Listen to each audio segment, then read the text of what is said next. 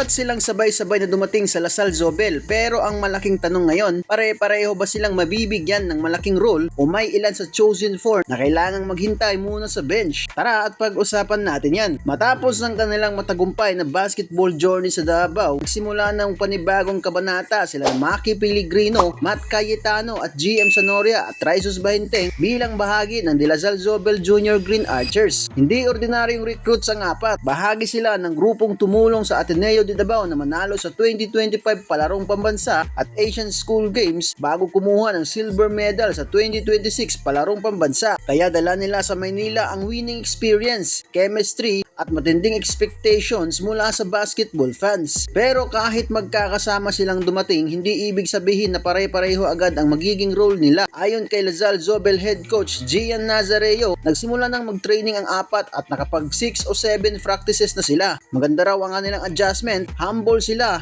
nagtatanong at bukas silang matuto. Gayunman, malinaw din ang mensahe ng coach, kailangan ng patience. Hindi pa final ang rotation at hindi automatikong makukuha ng bagong recruits ang malaking playing time. Kailangan muna nilang matutunan ang sistema, makikilala ang kanilang bagong teammates at ipakita kung saan sila pinaka-epektibo. Kaya ano nga ba ang posibleng role ng bawat isa? Tara at pag-usapan natin yan. Unahin natin si Maki Pellegrino. Si Maki ay kilala bilang isang guard at kinilala bilang 2026 Dabraa Most Valuable Player. Dahil sa kanyang experience sa paghawak ng bola at paggawa ng plays, posible siyang gamitin bilang isa sa mga pangunahing creators ng second unit. Pero hindi nangangahulugang automatiko siyang starting point guard. May sarili ng sistema at mga veteranong players ang Zobel. Kaya posibleng magsisimula si Maki bilang energy guard, isang player na magpapabilis ng laro, magdadala ng bola at magbibigay ng scoring punch mula sa bench. Isunod natin si Matt Cayetano. Si Matt ay karaniwang inilarawan bilang shooting guard, kaya ang pinakamalinaw niyang posibleng role player ay bilang floor spacer at secondary scorer. Sa isang fast-paced offense, mahalaga ang guard na kayang tumakbo sa transition, pumesto para sa open shots at umatake kapag abala ang depensa sa pangunahing ball handler. Hindi niya kailangang hawakan palagi ang bola para maging importante. Kapag consistent ang kanyang outside shooting at depensa, maaari siyang makakuha ng regular na minutes kahit hindi siya agad starter. Para naman kay GM Sanoria, ibang klase ang maibibigay niya. Si GM ay isang athletic wing na kilala sa kanyang explosiveness at ability na umatake sa basket. Posible siyang maging energy player na gagamitin para transition offense, rebounding at defensive assignments laban sa mas malaking perimeter players. Sa apat, maaaring siya ang may role na hindi palaging makikita sa scoring column. Posibleng trabaho niya ang pagdepensa sa pinakamahusay na wing ng kalaban, pagtakbo sa pass break at pagkuha ng offensive rebounds. Ang ganitong player ay maaaring hindi laging headline pero napakahalaga sa winning team. At ang panghuli, itong si Raisus Bahinteng. Si Raisus ang dating team captain ng kanilang Davao group, kaya bukod sa basketball skills, maaari niyang dalhin sa Zobel ang leadership at familiarity niya sa kanyang tatlong dating teammates. Posible siyang gamitin bilang secondary ball handler at stabilizer ng lineup, lalo na kapag sabay-sabay na nasa court ang ilan sa Chosen 4. Alam niya kung saan komportable sina Maki, Matt at GM,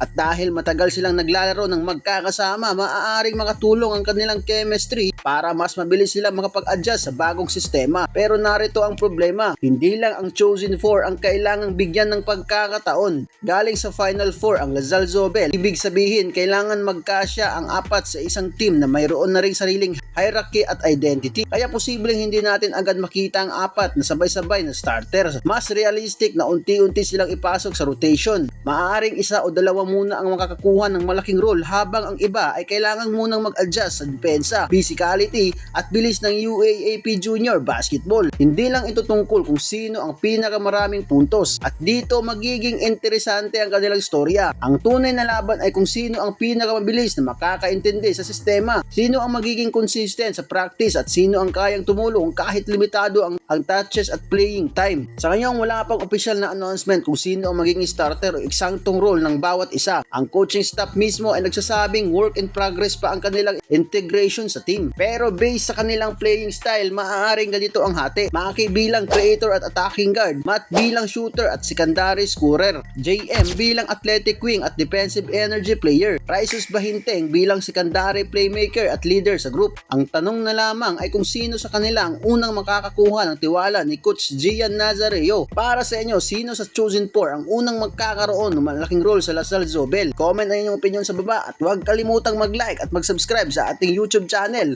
at mag-follow ka na rin sa ating Facebook at TikTok channel para lagi kang updated sa bago nating mga upload. Peace out mga ka-Fast Break!